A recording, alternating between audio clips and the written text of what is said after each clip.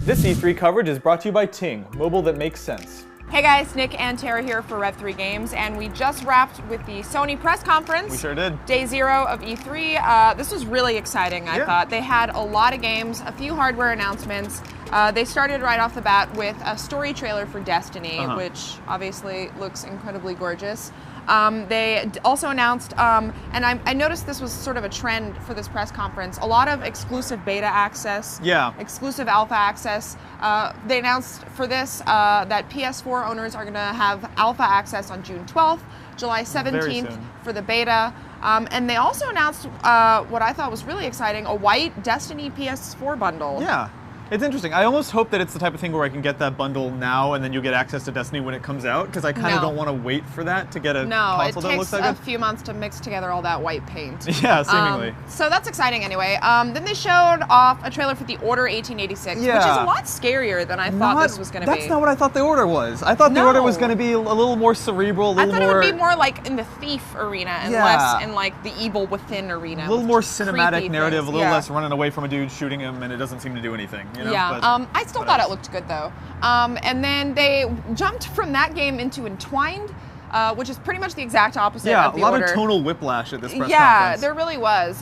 This is a PS4 exclusive, and it's being developed by a few students from Carnegie Mellon and San Jose State. Yes. The interesting thing about this is that it's available right now. So that's a hat trick. That's 3 in a row press conferences where they said, and by the way, this is available today. Yeah, and I guess you play as like 2 birds. You control each one with a joystick. It's They called them souls. They're so 2 star-crossed souls lovers. in love.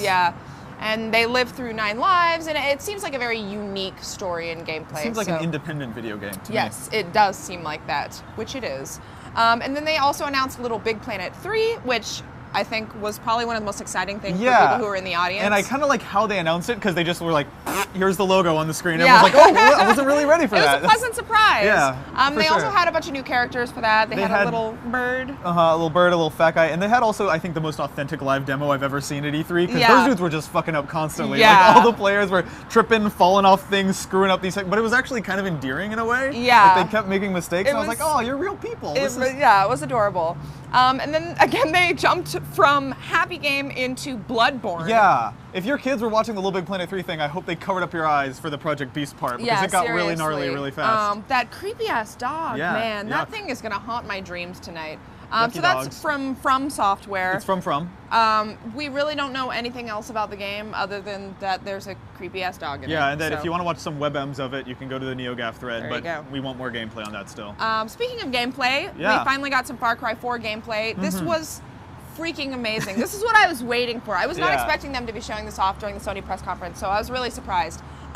First of all, co-op. Yeah. This is a new thing for Far Cry. Definitely. And it's something that felt lacking from Far Cry 3, I felt, was playing it with friends. Yeah, because it is a very open world game, and you feel like you should be able to shoot animals. Right. Why is the passenger seat of the car even there if a friend can't get in it? And speaking of that, the scene where first of all, you can shoot through your car.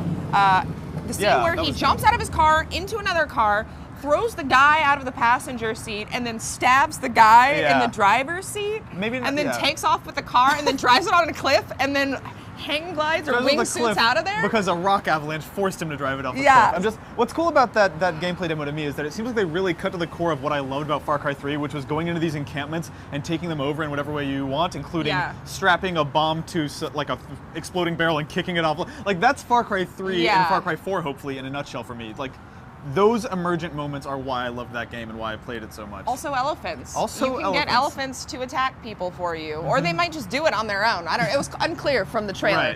And so also, one of the most interesting announcements about that was that you can own the game and invite your friends to play with you, even if they don't have the game. I would have loved some more specificity from Adam on what exactly that means, because he just kind of came out there and was like, and your friends can play with you, and everyone cheered, but they never, I don't think, got into super clear detail on the exact rules on how that's going to work. It almost sounds like back when the Xbox One was completely locked down, how that was going to work, where you could let your friends have a rental period, but no specifics on that yet. I have a lot of questions, but I'm tentatively excited about friendly co-op for free. And so they went in from that to Dead Island 2, which is this really strange trailer that it wasn't clear what it was until we actually saw the title screen. It's just Dead Island set in California. This one's being developed by Jaeger Studios, not Techland, which are the people who did Spec Ops: The Line. Right. Which was a pretty well-received game. Yeah, in a kind of interesting like narrative game, and I'm kind of curious how that fits with the Dead Island like milieu. I don't really put those together in my head, but at least it's not like another Riptide. Like at least maybe there's a chance it'll have something interesting going on. Yeah, I don't know. We'll see. But that's another one of the games that has exclusive beta access for PS4. So there's that. Abzu, another really interesting looking game from the people who made Journey, Giant Squid Studios. A bunch of former That Game Company type folks sort of started this own studio. We've been wondering what they've been working on for a while, and I guess now we know. Yeah, it's a beautiful underwater game. Austin Wintory, the guy who did the score for Journey, is also doing the score for this one. It sounds incredible. It looks incredible. Yeah, couldn't really tell if it was a 2D or a 3D game from what we saw. It's like there are a lot of side-scrolling stuff, and then a lot of depth, and I was like, oh, I want to see the playing part, which is what it comes down to so often when I see E3 trailers. Yeah, I do want to see more of that game. And also No Man's Sky. God, speaking of things I want to see more of. Incredible looking game. This is, I think, probably one of the prettiest games that they showed off during this press conference. The colors, like, oh my God, the colors are fascinating. The fact that you can go from the surface of one planet out into space to the surface of another planet seamlessly with no loading screens is absolutely mind-blowing. Yeah, I think my favorite takeaway from that was that they came out and said every player starts on their own planet that you discover, and maybe you name it. I wasn't really clear on that, but just that idea of a truly procedural universe is right. I still want to know what the moment-to-moment gameplay is like. I'm actually checking it out at E3 this week, so I'm excited to hear from them directly. But I have a lot of questions. But holy cow, that's the prettiest game I've seen at E3 so far. Yeah, it's gorgeous. I might have to crash your appointment during E3 to see that. And then going in the complete opposite direction again, Mortal Kombat X. You like Mortal Kombat, right? I do. I liked MK9 a lot. I thought it was like a fun, very approachable, very silly version of a fighting game. Did this trailer have enough blood for you? I'm going to say yes. I think what's interesting, though, is that the X-ray system that we all know from MK9, where it would zoom in and show you bones cracking, they seem to have expanded that into now it's like bones and also your muscular system and just all your gully works. They've got separate cutaways for every single part of the inside of the human body. It's like a full cross section. Yep, basically. the whole it's like a medical student class or something. Yeah, gross, but that's what you want, I guess. A lot of blood actually in multiple games in this press conference. Yeah. And then they also showed Metal Gear Solid 5: Phantom Pain, another trailer that was directed and edited by Hideo Kojima. Which we all know because he insisted that be watermarked in the corner of the screen. Apparently. I feel like after watching that trailer, I have played that game and I still have no idea what the fuck is going on in any of it. Yeah, but as someone who loves Metal Gear, there were a few little fan throwaway nitpicks in there that were like exciting to me.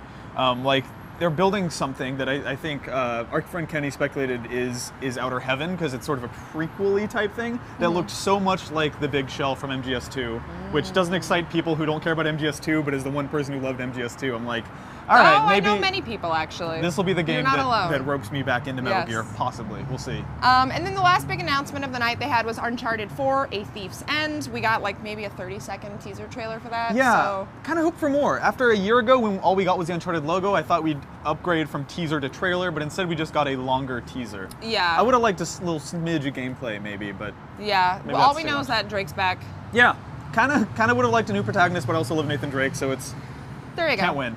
And that was not the only thing that Naughty Dog showed off. They also announced The Last of Us Remastered, which is going to be coming to PS4 on July 29th.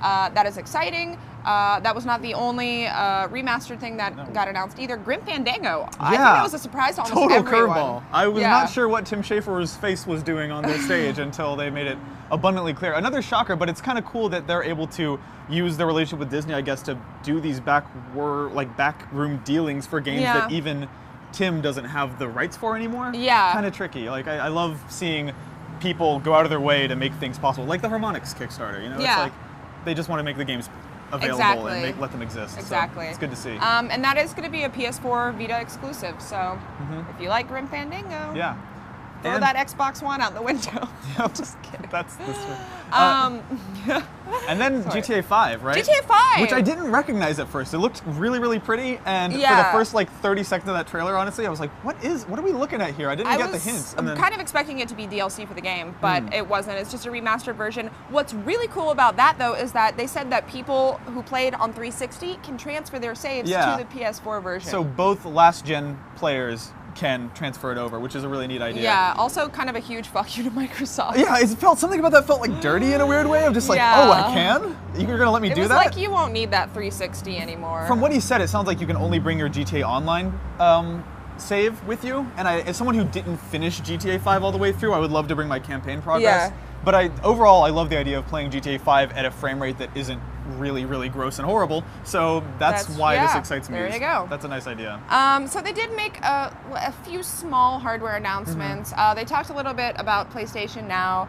They said that's going to be available on PS4 on July 31st, and then it'll come to PS3 after. They also said it's coming to select Sony televisions without PS4. So if you don't own a PS4, you will be able to play PlayStation games on your Sony television, which is actually really cool. I do like the idea that people with Sony TVs, however many of them there are, can just buy a DualShock and play it. What I was hoping they were going to say when they said non-PlayStation devices was iPhone and iPad, because I think that's inevitably where this goes. I think they've kind of hinted at that in the past, that you'll be able to play PlayStation games on your other non-Sony devices, but baby steps, I guess. Yeah, I don't know if those are quite powerful enough yet for a lot of those games, but we'll see. I don't know.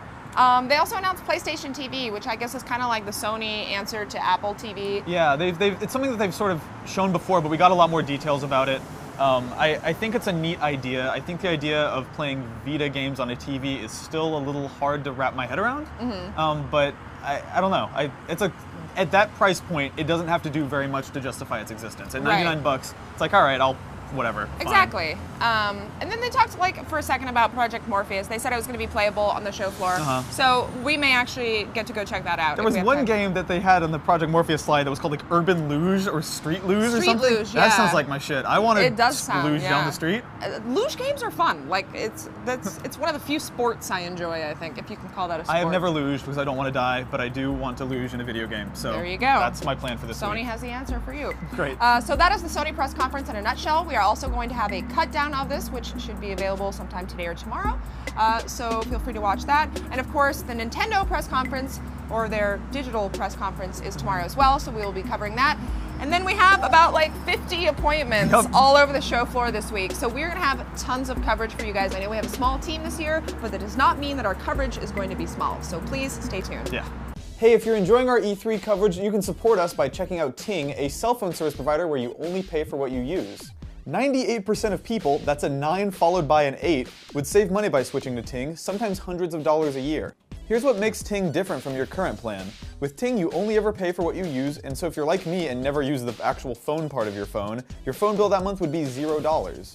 Ting is also completely contract-free, which means no early termination fees, and Ting will even help you pay your network's early termination fees so you can make the switch over. They've even got a savings calculator to help you figure out exactly how much you'd save in just a couple of seconds. Support us by going to rev3games.ting.com and you'll get $25 in credit off your first bill or device.